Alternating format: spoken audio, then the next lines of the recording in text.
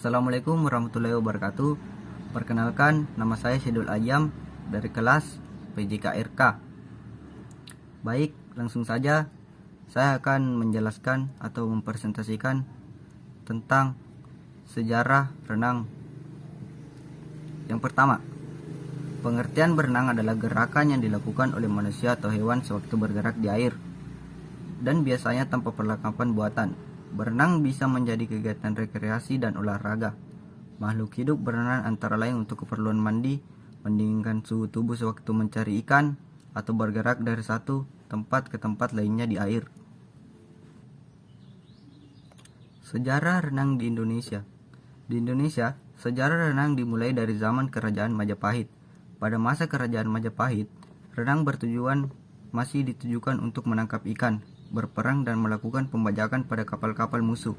Beberapa bukti adanya aktivitas renang di Indonesia ditandai dengan ditemukannya relief atau gambar yang terdapat di dinding candi. Pada bangunan peninggalan kerajaan masa lampau juga dapat kita temui kolam-kolam air yang digunakan untuk berenang, seperti situs Tanaman Sari Water Castle yang terdapat di Yogyakarta. Peninggalan itulah yang menjadi bukti kuat bahwa renang memang sudah ada dari zaman kerajaan masa lampau. Namun, belum dapat dipastikan gaya renang apa yang digunakan pada masa itu.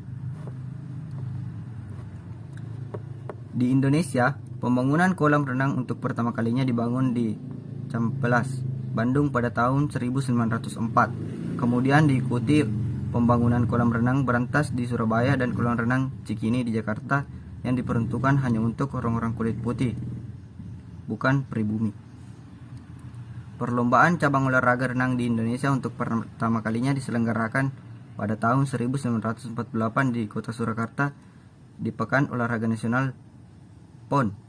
Gaya renang yang diperlombakan pada saat itu adalah gaya bebas, gaya punggung, dan gaya dada. Teknik renang.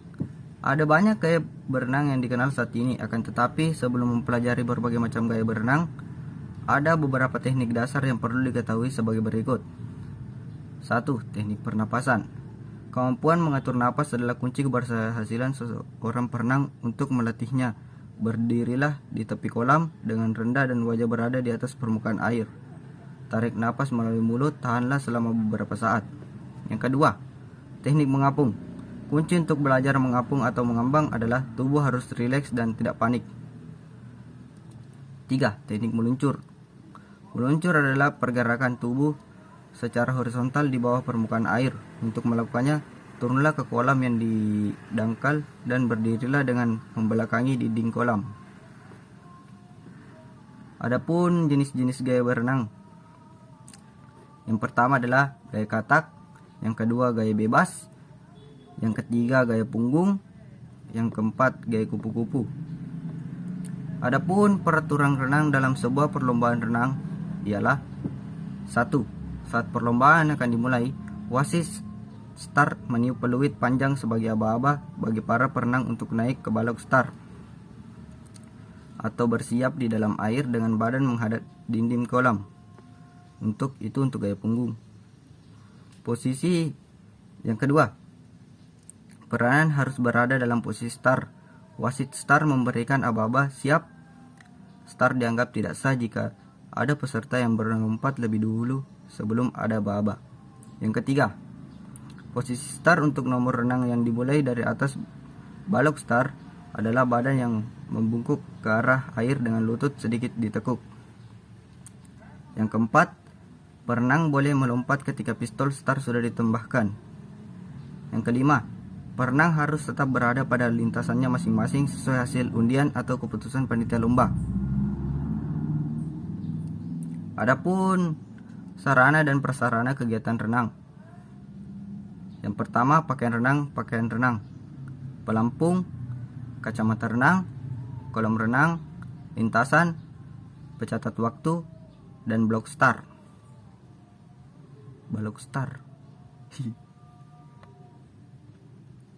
Manfaat renang menghilangkan stres.